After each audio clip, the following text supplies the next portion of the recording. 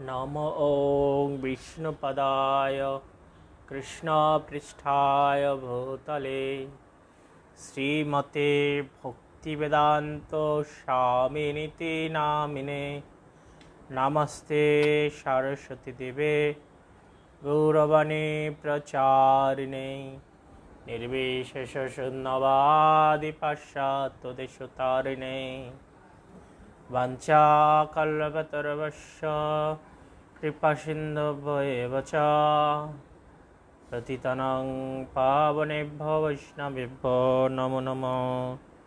नमो महावदन्नाय कृष्णप्रेमप्रदायते कृष्णाय कृष्णचैतन्यनाम्ने गौरतीसे नमः। हे कृष्ण करुणा सिन्धु दीनबन्धु जगत्पते गोपेश गोपिकान्त राधाकान्त नमस्ते। तप्तो काञ्चन गौराङ्गे राधे वृन्दावनेश्वरी वृषभानुसुते देवी प्रणमामि हरिप्रिये वृन्दाय तुलसीदेव्यै प्रियाय केशवस्य च विष्णुभक्ति पदे देवी सत्यवते नमो नमः।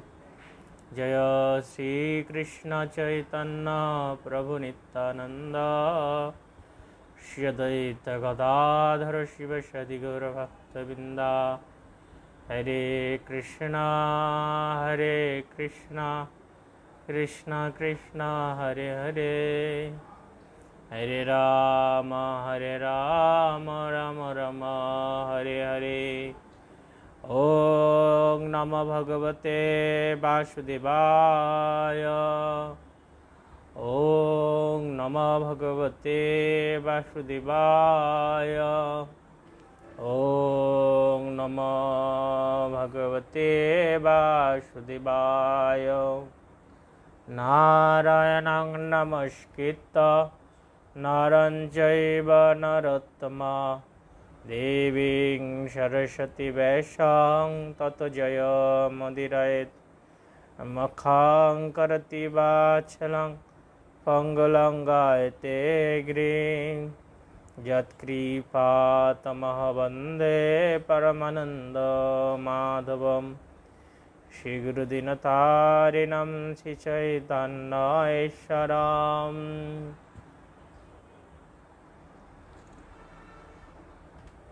हरे कृष्ण। सुधी भक्तमंडলী, আপনাদের প্রত্যেকের চরণে প্রণাম নিবেদন করছি এবং সকলকে কৃষ্ণপ্রীতি শুভেচ্ছা সাধুবাদ জ্ঞাপন করছি। শ্রীমদ্ ভাগবতম অমল পুরাণ আমাদের জীবনের প্রকৃত দিক নির্দেশনা দান করে। তো আমি আশা করছি আপনারা ধীরে ধীরে ভক্তি জীবনের এই গুরু মাহাত্ম্যগুলো উপলব্ধি করতে পারছেন এবং আমার বিশ্বাস যে আপনারা অবশ্যই ভক্তি মার্গে নিজেদেরকে আরও দিনে দিনে উন্নত করার প্রয়াসী হয়েছেন এবং আগের থেকেও এখন আরও উন্নত ভক্তি চর্চা অনুশীলন করছেন। প্রকৃতপক্ষে উন্নত ভক্তি চর্চা অনুশীলন সম্পূর্ণ নিজের মনোবৃত্তির উপর নির্ভর করে। আপনি যদি সুন্দর করে হৃদয় দিয়ে ভগবানকে ভালোবাসেন, ভগবানের সেবা করেন, তাহলে সেটাই উন্নত ভক্তি চর্চা। আমরা যে সেবাটি করি সেই সেবাটি যদি ভগবানের প্রীতিবিধানের জন্য করি, ভগবানকে ভালোবেসে করি, সেটাই উন্নত ভক্তি। আমরা প্রত্যেকেই ভগবানের সেবা করছি, কিন্তু সেই সেবাটা ভগবানকে ভালোবেসে করতে হবে। তাহলে দেখা যাচ্ছে কি যে আমরা এই সেবা করার মাধ্যমে আনন্দ পাব, আমাদের সত্তা পবিত্র হবে, আমরা ভক্তি মার্গে উন্নত হতে পারব।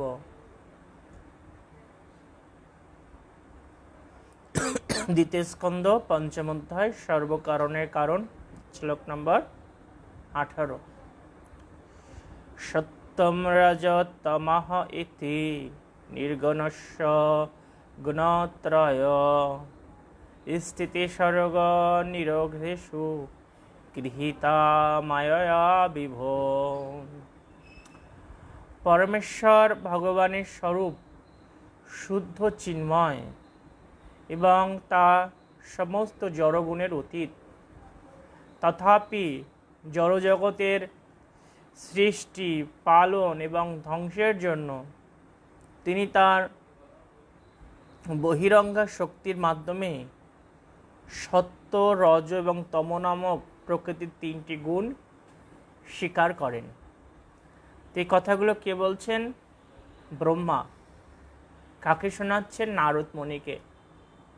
নারদ মুনি তিনি এই বিশ্ব ব্রহ্মাণ্ড সৃষ্টির রহস্য জানতে চেয়েছিলেন, যে কে সৃষ্টি করেছেন, কার দ্বারা এটি পরিচালিত হচ্ছে, কে এটি প্রতিপালন করছেন, এরকম নানা প্রশ্ন নারদ মুনি তিনি তার গুরুদেব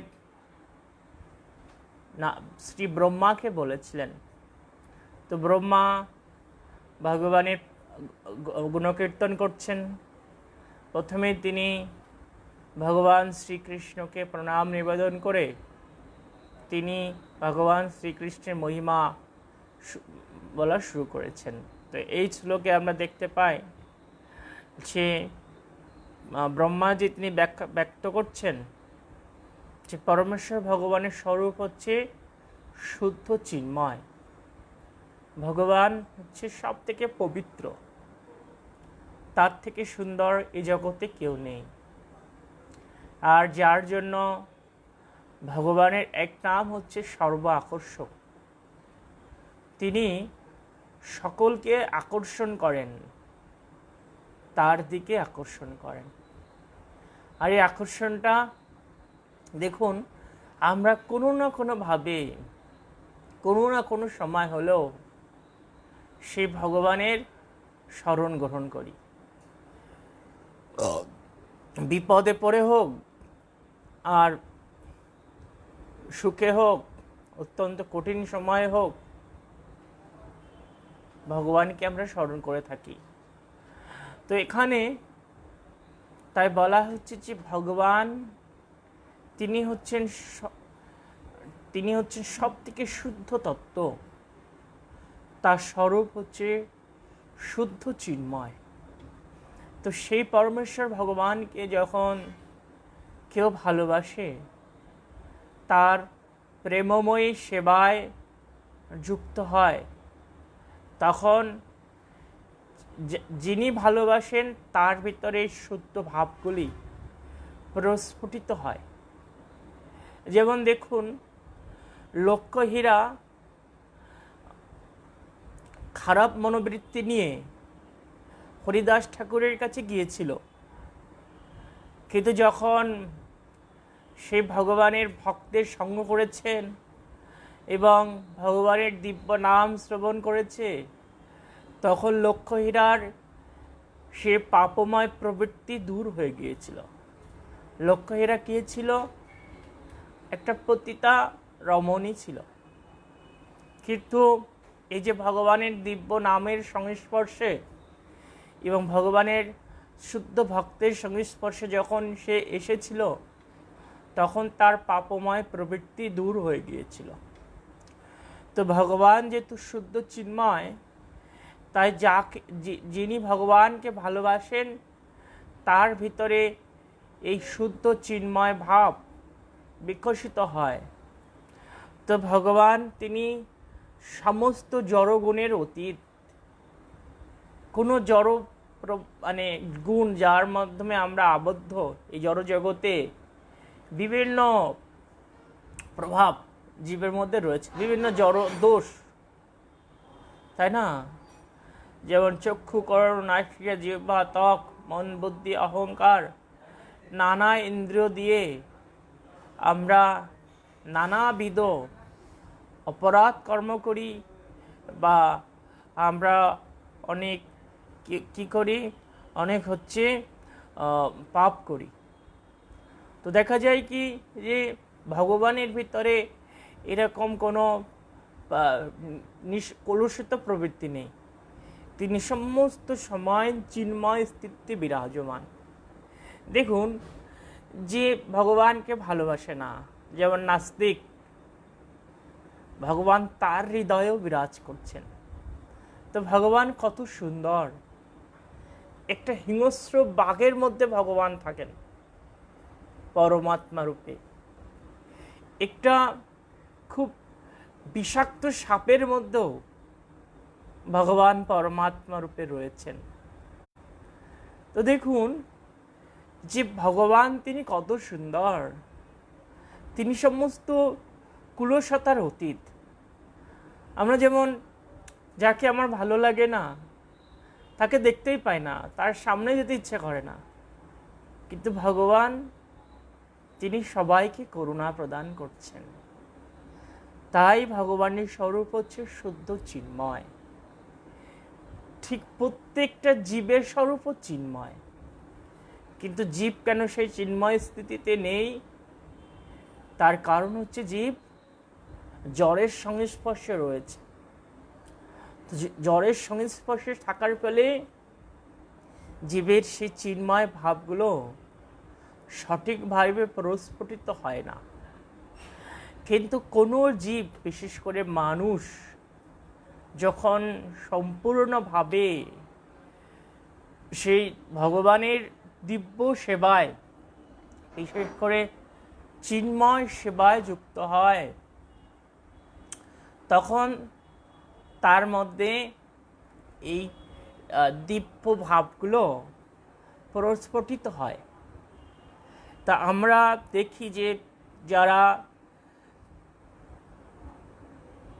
হৃদয় দিয়ে এই কৃষ্ণ ভাবনা গ্রহণ করেছেন, তারা এরকম ভগবানের মতো তাদের চিত্তটা শুদ্ধ, পবিত্র।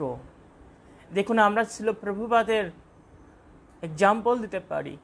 প্রভুপাদ বৃদ্ধ বয়সে তিনি আমেরিকা গিয়েছিলেন, পাশ্চাত্যের অন্য দেশে গিয়েছিলেন। তো গিয়ে কি করেছেন? তিনি কৃষ্ণ ভাবনা বিকশিত করেছেন। তিনি বৃদ্ধ বয়সে রান্না করেছেন, নিজে বাজার করেছেন, নিজে সবজি বানিয়েছেন, নিজে পরিবেশন করেছেন, আবার নিজে সেই এঁটো প্লেটগুলো ধুয়েছেন। কেননা প্রথম পর্যায়ে কোনো ভক্ত ছিল না, প্রভুপাদকে একা সব করতে হয়েছিল। তো এই যে হৃদয়টা যদি ভগবানের প্রতি সম্পূর্ণ নিমগ্ন না থাকে, তাহলে কেউ এরকম নিজেকে যুক্ত করতে পারে না। তো দেখুন যে ভগবানের সেবা যখন কেউ করে, তখন তার ভিতরে এই দিব্য ভাবগুলো প্রস্ফুটিত হয়, বিকশিত হয়। তো আমরা অনেক জীব আছি, আমাদের ভিতরে ক্লোশতা আছে, হিংসা আছে, অহংকার আছে, নানা দোষে পরিপূর্ণ। তো এই দোষগুলো তখনই দূর হবে যখন আমরা ভক্তিযুক্ত সেবায় যুক্ত হব, আর তখনই আমাদের যে চিন্ময় স্থিতি সেটা বিকশিত হবে। আমরা দেখতে পাই যারা শুদ্ধ বৈষ্ণব, আমাদের আচার্যগণ, সন্ন্যাসীগণ, অথবা যারা জ্যেষ্ঠ ভক্ত আছেন, ওনারা কত সুন্দর। ওনাদের দর্শন করলে আনন্দ পাওয়া যায়, ওনাদের কাছে গেলে সমস্ত দুঃখ ভুলে থাকা যায়। কেন তারা এত সুন্দর? যে তারা ভগবানকে সাক্ষাৎ ভালোবাসেন, সাক্ষাৎ ভগবানের উপস্থিতি তারা আস্বাদন করেন প্রতিনিয়ত। আর যার ফলে তারা এত সুন্দর। ঠিক প্রত্যেকটা জীব এবার সুন্দর হতে পারে যদি ভগবানকে গভীরভাবে ভালোবাসে, ঐকান্তিক ভাব নিয়ে ভালোবাসে। শ্রীমদ্ ভাগবতম বলা হয়েছে, সবই পুংসাম পরধর্ম যত ভক্তির অদক্ষজ অহত্যকি অপতিহতা জয়াত্মা সুপ্রসিদ্ধতি। সমস্ত মানুষের পরম ধর্ম হচ্ছে পরমেশ্বর ভগবানের প্রতি অহেতুকী এবং অপ্রতিহতা ভক্তি অর্জন করা। এটাই হচ্ছে সমস্ত মানুষের, সমস্ত জীবের পরম ধর্ম। তাহলে আমরা যেহেতু মনুষ্য জীবন পেয়েছি, আমাদের এটা পরম ধর্ম। আর যারা এটা উপলব্ধি করতে পেরেছেন তারা অত্যন্ত সৌভাগ্যবান, কিন্তু যারা এটা বুঝতে পারে না তারা অত্যন্ত মন্দভাগ্য। দেখুন, যে পরমেশ্বর ভগবানকে যে ভালোবাসে তার জীবনটা কত আনন্দময়, কত সুন্দর। এখানে বলা হচ্ছে যে যদিও তিনি সমস্ত জড়গুণের অতীত, তারপরও তিনি জড়গুণ স্বীকার করেন, স্বীকার করে এই জড়জগতে অবতরণ করেন। তিনি সত্য, রজ, তম নামক প্রকৃতির এই তিনটা হচ্ছে জড়গুণ। আর এই তিনটা গুণ দ্বারাই মানুষ এই জগতে আবদ্ধ রয়েছে। কেউ তমগুণে আছে, কেউ রজগুণে, কেউ সত্যগুণে। কিন্তু এই জগতে এই তিনটা গুণই আমাদেরকে বদ্ধ করে রেখেছে। তো এই জড়জগৎ থেকে ভগবত ধামে যাওয়ার জন্য এই তিনটা গুণের অতিক্রম করতে হবে। শ্রীমদ্ ভাগবত গীতায় 13 অধ্যায়ে এই গুণত্রয় বিভাগযোগ আলোচনা রয়েছে।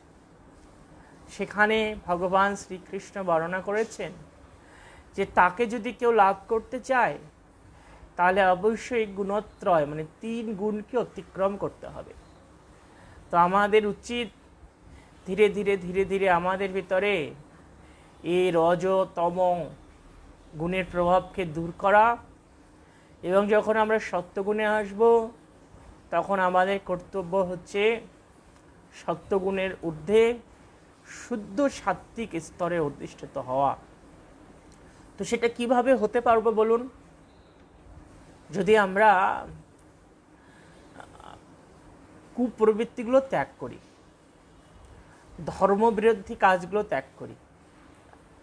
যারা আমরা কম বেশি ইস্কনে যাওয়া আসা করি, অথবা বৈদিক শাস্ত্র পাঠ করি, অথবা পাঠ শ্রবণ করি, আমাদের কিন্তু কম বেশি ধর্ম এবং অধর্মের ধারণা রয়েছে, যে কোনটি পাপ এবং কোনটি ধর্ম সেটা আমরা অধিকাংশই জানি। তো এই পাপ কর্মগুলো, এই কুলসিত ভাবগুলো যদি আমরা ত্যাগ করি তাহলে আমাদের ভিতর থেকে আপনা আপনি রজ এবং তমগুণের প্রভাব দূরীভূত হবে, আর সত্যগুণ বিকশিত হবে। আর ধীরে ধীরে ধীরে ধীরে যত আমরা কৃষ্ণ প্রীতিবিধান করব তত আমাদের ভিতরে শুদ্ধ সাত্ত্বিক ভাব বিকশিত হবে। এভাবে আমরা গোলক বৃন্দাবন ধামে ফিরে যাওয়ার সুযোগ লাভ করব। 19 নম্বর শ্লোক। কার্য কারণ কর্তৃত্বে দ্রব্য জ্ঞান ক্রিয়াশ্রয়া বদ্ধন্তে নিত্যদা মুক্তম মাইনম পুরুষম গুণা। প্রকৃতির এই তিনটা গুণ দ্রব্য, জ্ঞান এবং ক্রিয়া রূপে প্রকাশিত হয়ে নিত্য শাশ্বত জীবকে তার সমস্ত কার্যকলাপের জন্য দায়ী করে তাকে কার্য এবং কারণে বন্ধনে আবদ্ধ করে। তো দেখুন যে এই তিনটা গুণ সত্য, রজ এবং তম, এই নিত্য শাশ্বত জীব যারা আমরা প্রত্যেকেই কিন্তু নিত্য শাশ্বত। আমাদের স্বরূপ কি? আমি কে প্রকৃতপক্ষে? চিন্ময় আত্মা। এটা হচ্ছে আমাদের স্বরূপ। তো এই স্বরূপটা কি নিত্য শাশ্বত। আজকে আমরা কেউ কেন দুঃখ চাই না, কেন অশান্তি চাই না, সবাই কেন সুখী হতে চায়, আনন্দ চাই? কেননা আমাদের স্বরূপ হচ্ছে নিত্য শাশ্বত চিন্ময়, যার ফলে আমরা আনন্দ অন্বেষণ করি, আমরা সুখ চাই, শান্তি চাই। কিন্তু আমরা এই জড়জগতের খুব জড়িয়ে গিয়েছি বিদায়, কুলসতায় পরিপূর্ণ বিদায় দুঃখ পাই। ভগবদ গীতা কি বলা হয়েছে যে মাত্রা স্পর্শন্ত তু কন্তেয় শীতষ্ণ সুখ দুঃখদা আগাম অপায়ন অনিত্যা তান তিতিক্ষ ভারত। এই ইন্দ্রের সাথে যখন বিষয় সংযোগ হয় তখন অনিত্য সুখ এবং দুঃখের আবির্ভাব হয়। যখনই আমরা বিষয়ে যুক্ত হয়ে যাই তখন এই সুখ এবং দুঃখ আসে। তো ভগবান শ্রীকৃষ্ণ বলছেন এই সুখ এবং দুঃখটা শীত এবং গ্রীষ্ম ঋতুর আগমনের মতো। দেখুন, যে শীত আসে এটা কিন্তু দীর্ঘদিন থাকে না, একটা নির্দিষ্ট সময় পরে চলে যায়। আবার গ্রীষ্ম আসে, এটাও নির্দিষ্ট সময় পর চলে যায়। তো ভগবান শ্রীকৃষ্ণ বলছেন এই ভরত কুলপ্রদীপ এগুলো সহ্য করার চেষ্টা করো। আমাদের জীবনে যে দুঃখটা আসে আমরা যদি সহ্য করি তাহলে ধীরে ধীরে ধীরে ধীরে আমাদের সহ্য শক্তিটা বৃদ্ধি পাবে, তখন আমাদের স্থিতি উন্নত হবে। আমরা এই যে বলা হয়েছে যে এই এই বন্ধনে আবদ্ধ রয়েছি এই জড়জগতে, এটা থেকে মুক্ত হতে পারবো।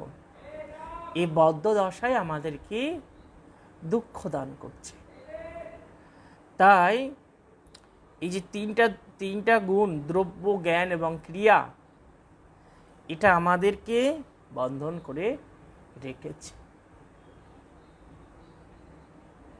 এখানে প্রভুপাদ বলছেন যে প্রকৃতপক্ষে জীবের জড়া প্রকৃতির বন্ধনে আবদ্ধ হওয়ার কথা নয়, কিন্তু জড়া প্রকৃতির উপরে আধিপত্য করার ভ্রান্ত অভিমানের ফলে সে এই শক্তির দ্বারা প্রভাবিত হয়ে জড়া প্রকৃতির তিনটে গুণের বন্ধনে আবদ্ধ হয়। কেন জীবের এই বন্ধনে আবদ্ধ হওয়ার কথা নয়? কেননা জীব শাশ্বত নিত্য। কিন্তু কেন বন্ধনে আবদ্ধ হয় প্রভুপাদ এখানে বলছেন, জড়া প্রকৃতির উপরে আধিপত্য করার বাসনা। আমরা প্রত্যেকে আধিপত্য করতে চাই, তাই না? কর্তৃত্ব, মালিকানা, উচ্চ পদ, উচ্চ চাকরি, তাই না? অনেক সুন্দর বাড়ি গাড়ি, এগুলো সব আধিপত্য করা। প্রতিষ্ঠিত হতে চাই জগতে। এই আধিপত্য করার জন্যই আমরা জড়জগতে আবদ্ধ। কিন্তু যদি আমাদের এখানে প্রতিষ্ঠা হওয়ার বাসনা না থাকতো, একটা সরল জীবনযাপন করতাম, যেমন বৃন্দাবনবাসী, ব্রজবাসী, তারা সরল জীবনযাপন করেন, তাদের অতিরিক্ত কোনো চিন্তা নেই যে কি হবে। তারা ভগবানের উপর সম্পূর্ণ নির্ভরশীল। যখন শ্রীকৃষ্ণ তিনি ব্রজধামে লীলাবিলাস করেছিলেন দ্বাপর যুগে, তখনও ব্রজবাসীরা সম্পূর্ণভাবে কৃষ্ণের উপর নির্ভরশীল ছিলেন। যেমন মহাভারতের যুদ্ধে পঞ্চ পাণ্ডব সম্পূর্ণভাবে কৃষ্ণের উপর নির্ভরশীল ছিলেন। কৃষ্ণ যেটা বলেছেন তারা সেটা পালন করেছেন। দেখুন এর ফলে কি হয়েছে? এর ফলে পঞ্চপাণ্ডবের জয় হয়েছে, ব্রজবাসীরা ভগবত ধামে ফিরে গিয়েছেন। ঠিক আমরাও যদি একটা সরল জীবনযাপন করে ভগবানের উপরে নিজের নির্ভরশীলতা বাড়াই, তাহলে এই বদ্ধ দশা থেকে মুক্ত হওয়ার সুযোগ পাব। 20 নম্বর শ্লোক। স এষ ভগবান লিঙ্গই ত্রিভীতয় অদক্ষজ সুলক্ষিত গতি ব্রহ্মণ্য সর্বেশাম মম চ ঈশ্বর। হে ব্রাহ্মণ নারদ, সেই পরম দ্রষ্টা পরমেশ্বর ভগবান প্রকৃতির তিনটা গুণের দ্বারা প্রভাবিত বদ্ধ জীবের জড় ইন্দ্রিয়ের অগোচর। তিনি সকলের, এমনকি আমারও নিয়ন্তা। তাহলে ব্রহ্মা সমস্ত দেবতার প্রধান, ব্রহ্মা তিনি বলতেন সকলের নিয়ন্তা, এমনকি আমারও। তাহলে এর থেকে কি বোঝা যাচ্ছে? যে সমস্ত দেব দেবী মনি ঋষি যা কিছু আছে সকলের থেকে শ্রেষ্ঠকে পরমেশ্বর ভগবান শ্রীকৃষ্ণ। তাহলে যিনি শ্রেষ্ঠ তার আরাধনা করাই হচ্ছে জীবের একমাত্র কাজ। কিন্তু আমরা যদি এই সরল সত্যটিকে না বুঝি, না বুঝে কোনো অধস্তন ব্যক্তির আরাধনা করি, তাহলে কি আমরা কাঙ্ক্ষিত লক্ষ্যে ফিরে যেতে পারবো? কখনোই না।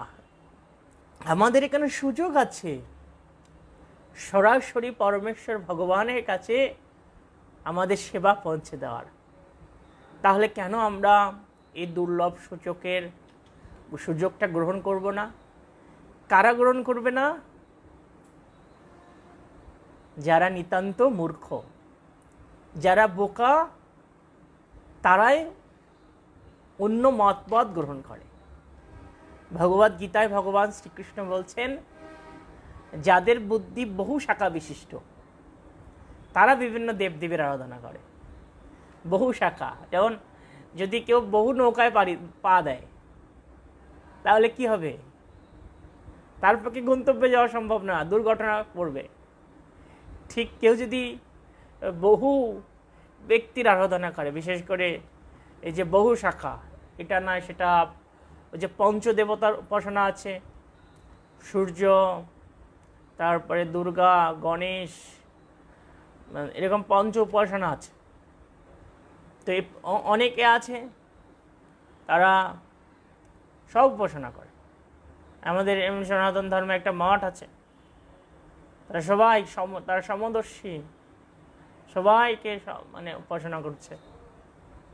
ঠিক এটা কেমন জানেন? এটা একটা রমণীর মতো, যে রমণী প্রত্যেক মানে পুরুষকে তার স্বামীর মতো ভালোবাসছে। তাহলে এটা কি? সে সতী না অসতী? পতিতা মহিলা তাকে বলা হয়। ঠিক আমরা আমাদের আরাধ্য ভগবান ব্রজেশের সত্তা নয়, তাকে বাদ দিয়ে যখন অন্য কারো গুণকীর্তন করি, তখন আমরাও বেশ্যার সম হয়ে যাই, আমাদের প্রবৃত্তিও বেশ্যার মতো হয়ে যায়।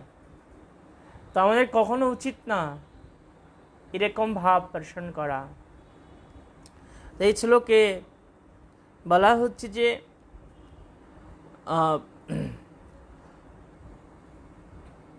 বদ্ধ জীবের জড় ইন্দ্রের অগোচর। অ্যাকচুয়ালি জড় ইন্দ্রিয় দ্বারা কখনো ভগবানকে জানা যায় না। জড় ইন্দ্রিয়, জড় ভাব দিয়ে কখনো ভগবানের উপস্থিতি অনুভব করা যায় না। তাই এখানে বলা হচ্ছে জড় ইন্দ্রের অগোচর। তো ভগবানকে কীভাবে জানা যায়? ভগবদ গীতায় বলা হচ্ছে যে ভক্তা মাম অভিজানেতে যাবান যশস্মি তত্ত্বত। একমাত্র ভক্তির মাধ্যমে আমাকে জানা যায়। তো ভক্তিটা কি জড়? না, ভক্তিটা হচ্ছে চিন্ময়। কেউ যদি মনে করে আমি জ্ঞানের দ্বারা ভগবানকে জানবো, সম্ভব না। আমি আমার বিদ্যার দ্বারা ভগবানকে জানবো, সম্ভব না। তপস্যার দ্বারা ভগবানকে জানবো, সম্ভব না। তাহলে কিসের দ্বারা ভগবানকে জানা যাবে? একমাত্র ভক্তা মাম অভিজানেতি, একমাত্র ভক্তির মাধ্যমে। তো ভগবানকে যারা এই জড় ইন্দ্রিয়ের মাধ্যমে জানার চেষ্টা করে, তারা কখনোই ভগবানকে জানার সুযোগ পায় না। তাই ভগবানকে অবশ্যই জানতে হবে কিসের মাধ্যমে? চিন্ময় ইন্দ্রিয়ের মাধ্যমে। চিন্ময় তো আমাদের চোখ, কান, এটা কখন জড় থাকে? যখন এটা জড়ের সেবায় যুক্ত হয়। চোখ চিন্ময় হতে পারে কখন? যেমন একটা উদাহরণ দিই, ধুলা যদি চোখে আসে তাহলে কি হয়?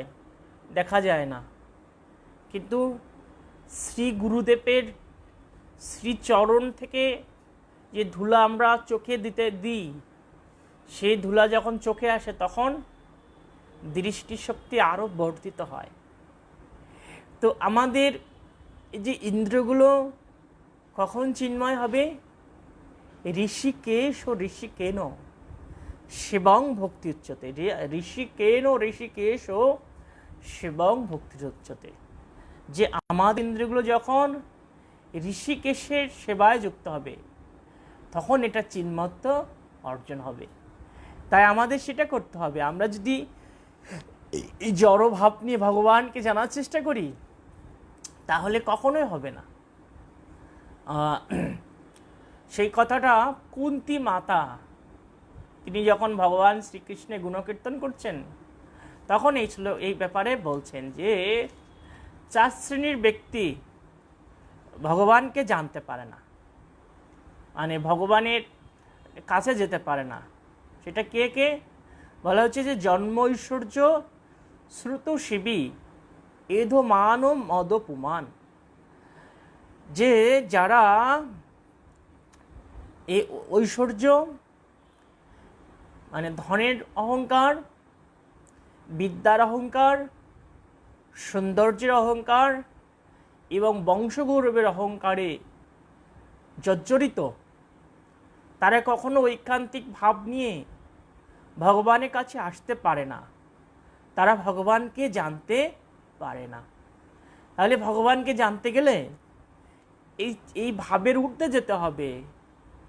এই যে রূপের অহংকার, ধনের অহংকার, বংশমর্যাদার অহংকার, বিদ্যার অহংকার, এর ঊর্ধ্বে যে উপলব্ধি করতে হবে যে আমার স্বরূপ হচ্ছে কৃষ্ণের নিত্যদাস। এই স্বরূপ হচ্ছে আমার। নাহম বিপ্র নরপতি নাপি বৈষ্ণাশূদ্র। মহাপ্রভু বলছেন যে আমি বিপ্র নয়,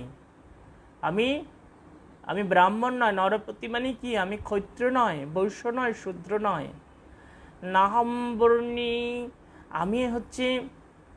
আমি সন্ন্যাসী নই, আমি গৃহপতি নই, আমি বানপ্রস্থী নই, অথবা আমি ব্রহ্মচারী নই। আমার পরিচয় কি? কিন্তু প্রদম্ন নিখিল পরমানন্দ পূর্ণ অমৃতর্দে গোপীর ভরত পদ কমলয় দাস দাসন দাস। গোপীর ভরত পদ কমলয় দাস দাসন দাস। আমি সেই পরম আনন্দময় পরমেশ্বর ভগবান, যিনি গোপীদের প্রতি, তার দাসের অনুদাস। শ্রীল ভক্তিবিনোদ ঠাকুর বলছেন জীব কৃষ্ণ নিত্যদাস। এই বিশ্বাস করলে তো আর দুঃখ নয়। তো আমরা ভগবানকে তখনই দেখতে পাবো, তখনই দেখার সুযোগ পাবো যখন এভাবে আমরা এই অহংকারে ঊর্ধ্বে যাব, যখন আমরা উপলব্ধি করব যে আমি কৃষ্ণের নিত্য দাস। আমার বলিতে প্রভু আর কিছু নাই, আমার কিছু নাই, আমি তোমার নিত্য দাস, তোমার চরণে শরণাগত। এই ভাব যদি থাকে তাহলে ভগবানকে বোঝা যাবে। ভক্তিরসামৃত সিন্ধু গ্রন্থ থেকে বলা হচ্ছে যে অথ শ্রীকৃষ্ণ নামাদি না ভবেত গ্রাহ্য ইন্দ্রিয়ম সেবামুখী হি জিয়াদৈ স্বয়মেব স্ফুটদা। যে জড় ইন্দ্রের মাধ্যমে ভগবানের নাম রূপ লীলা পরিকর এটাকে কখনোই বোঝা যায় না। তাহলে ভগবানকে বোঝার জন্য কি লাগে? চিন্ময় ইন্দ্র লাগে। যখন কেউ জিহ্বার দ্বারা ভগবানের দিব্য নাম কীর্তন করে এবং ভগবানের মহাপ্রসাদ আস্বাদন করে, তখন তার জিহ্বা পবিত্র হয়, তখন তার সত্তা পবিত্র হয়, আর তখন ক্রমশ তিনি ভগবানকে উপলব্ধি করতে পারেন। তা আমাদের এভাবে এই ভগবানের দিব্য নাম, পবিত্র নামটা কীর্তন করতে হবে, ভগবানের মহাপ্রসাদ আস্বাদন করতে হবে। তাহলে আমরা কি করতে পারবো? ভগবানকে উপলব্ধি করতে পারবো। 21 শ্লোক। কালম কর্ম স্বভাবঞ্চ মায়েশ মায়য়া আত্মনা যদিশ্রয়া প্রাপ্তম বিভূভূষ পদধে। সমস্ত শক্তির নিয়ন্তা ভগবান, তার শক্তির দ্বারা নিত্যকাল সমস্ত জীবের অদৃষ্ট এবং তাদের স্বভাব সৃষ্টি করেন। তিনি পুনরায় স্বতন্ত্রভাবে তাদের নিজেদের মধ্যে বিলীন করে দেন। তো সমস্ত জীবের নিয়ন্তা তিনি, তার শক্তির দ্বারা নিত্যকাল বিরাজমান, সমস্ত জীবের অদৃষ্ট এবং তাদের স্বভাব সৃষ্টি করেন। তো ভগবানের সম্বন্ধে এখানে বলা হচ্ছে যে ভগবান তিনি কি করেন? জীবের স্বভাব অনুসারে, তার চেতনা অনুসারে, তার কর্মফল অনুসারে তাকে নতুন নতুন দেহ দান করেন।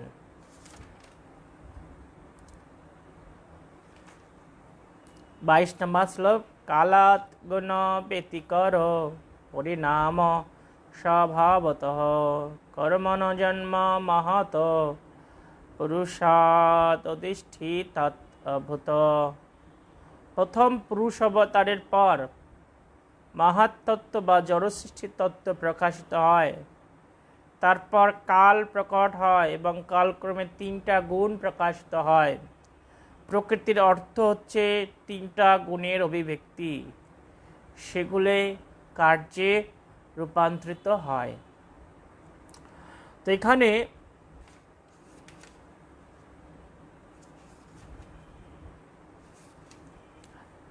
এই শ্লোক থেকে কিভাবে সবকিছু সৃষ্টি হয়েছে সেগুলো ক্রমান্বয়ে বর্ণনা করা হচ্ছে। কিভাবে সমস্ত ব্রহ্মাণ্ড এসেছে, কিভাবে জীব সৃষ্টি হয়েছে, এই শ্লোক থেকে বলা হচ্ছে যে প্রথম পুরুষ অবতার কে?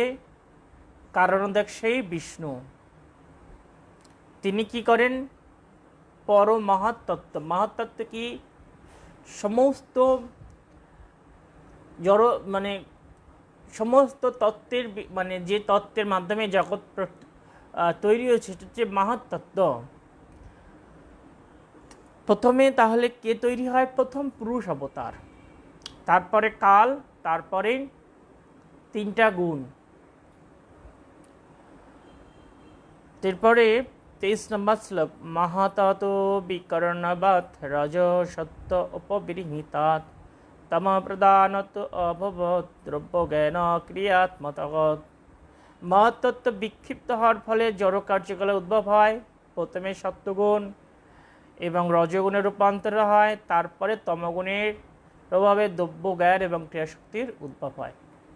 তো আপনারা একটু মন দিয়ে শুনবেন কীভাবে এই জগতের উৎপত্তি হলো, সর্বকারণের পরম কারণ, সেই বিষয়গুলো আলোচনা হচ্ছে। যে প্রথমে পুরুষ অবতার, মাহাত্তত্ত্ব থেকে 3টা গুণ, 3টা গুণের ফলে কি হচ্ছে? মাহাত্তত্ত্ব হচ্ছে বিক্ষুব্ধ হচ্ছে। তার প্রথমে সত্যগুণ থেকে রজগুণ, রজগুণ থেকে তমগুণ, যার ফলে দ্রব্য জ্ঞান এবং ক্রিয়াশক্তির উদ্ভব হচ্ছে। 24 শ্লোক। আত্মকেন্দ্রিক সহংকার ইতি প্রক্ত বিকুর্বন সমভূত ত্রিধা বৈকারিক তৈজস চ তামস চ ইতি যতদ্ভিদা দ্রব্য শক্তি ক্রিয়াশক্তি জ্ঞানশক্তি ইতি প্রভো।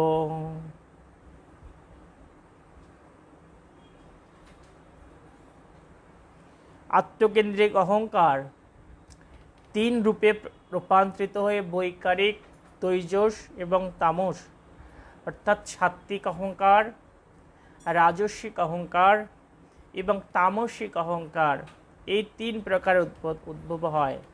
তামস অহংকার থেকে দ্রব্যশক্তি, রাজস অহংকার থেকে ক্রিয়াশক্তি, সাত্ত্বিক অহংকার থেকে জ্ঞান শক্তি প্রকাশ হয়। হে নারদ, তুমি তার হৃদয়গম করতে সক্ষম। অ্যাকচুয়ালি সৃষ্টি তত্ত্বটা এটা একটু কঠিন, উপলব্ধি করা একটু কঠিন,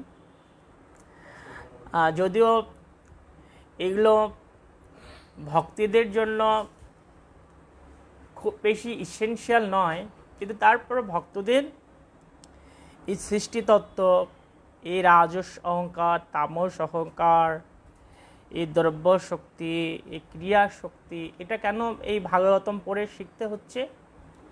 কেননা এর মাধ্যমে তিনি ধারাবাহিক জ্ঞান অর্জন করছেন।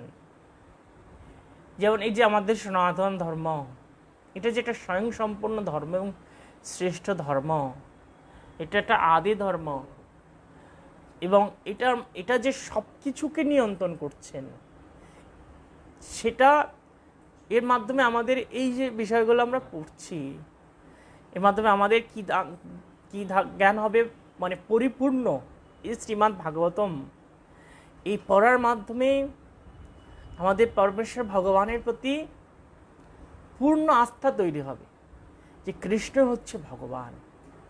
এমন নয় হুট করে এই সনাতন ধর্মের আবির্ভাব, না, এটা সম্পূর্ণ বৈজ্ঞানিকভাবে ধারাবাহিক সমস্ত জ্ঞান এই সনাতন ধর্মের মধ্যে দেওয়া আছে।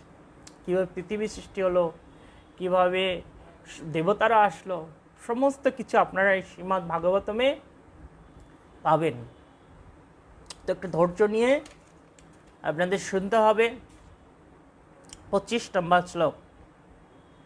তামস অহংকার থেকে প্রথমে পঞ্চমহাভূত, ক্ষিতি অজ মানে মরুদ বম, যে পঞ্চমহাভূত আছে, এই পঞ্চমহাভূতের প্রথম উপাদান আকাশ উৎপত্তি হয়। সেই আকাশ রূপ থেকে শব্দ, ঠিক যেমন দ্রষ্টার সঙ্গে দৃশ্যের সম্পর্ক।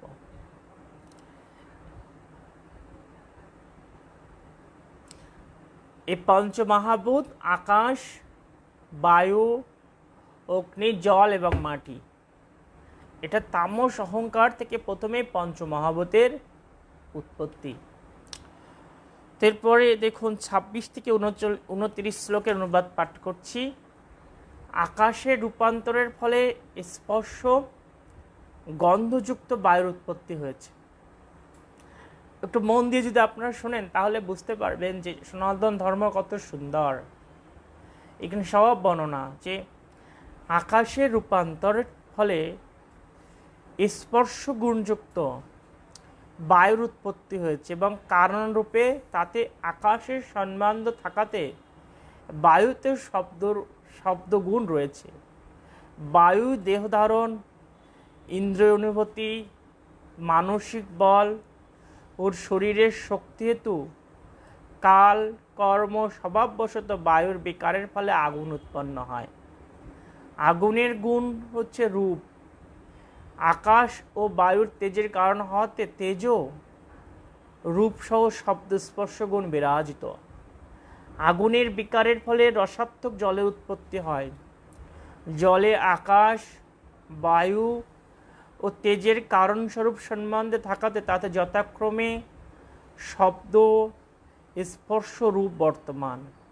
জলের বিকার থেকে মাটি উৎপন্ন হয়। মাটির স্বাভাবিক গুণ গন্ধ। এই মাটিতে আকাশ, বায়ু, তেজ ও জলের কারণ রূপ সম্বন্ধ থাকাতে মাটিতে সেগুলির গুণ শব্দ, স্পর্শ, রূপ, রস বর্তমান। তো দেখুন যে এখানে বর্ণনা করা হচ্ছে যে পঞ্চমহাভূত, এই পঞ্চমহাভূতের মধ্যে কি আছে? আকাশে কেবল কি আছে? শব্দের গুণ আছে।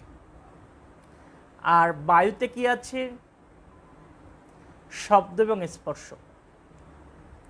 অগ্নিতে আছে 3টা বিষয়, শব্দ, স্পর্শ এবং রূপ। জলে আছে 4টা বিষয়, শব্দ, স্পর্শ, রূপ এবং রস। কিন্তু মাটিতে আছে কি? সব কয়টি গুণ। সব কয়টি গুণই রূপ, রস, গন্ধ, শব্দ, স্পর্শ সব কিছু মাটির মধ্যে রয়েছে। এরপর 30 নম্বর শ্লোক, আজকে এটা দিয়ে আমরা সমাপ্ত করব।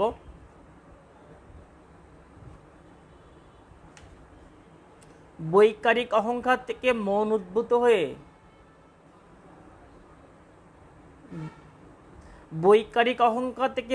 উদ্ভূত হয়ে ব্যক্ত হয়েছে, সেই সঙ্গে শরীরের গতি নিয়ন্ত্রক 10টি দেবতাও প্রকট হয়েছে। এই সমস্ত দেবতারা হচ্ছে দিকসমূহের নিয়ন্তা, বায়ুর নিয়ন্তা পবনদেব, সূর্যদেব, দক্ষ প্রজাপতির পিতা অশ্বিনী কুমারদ্বয়, দেবরাজ ইন্দ্র, স্বর্গের শ্রীবিক্রের উপেন্দ্র, আদিত্য দেবগণের প্রধান মিত্র এবং প্রজাপতি ব্রহ্মা।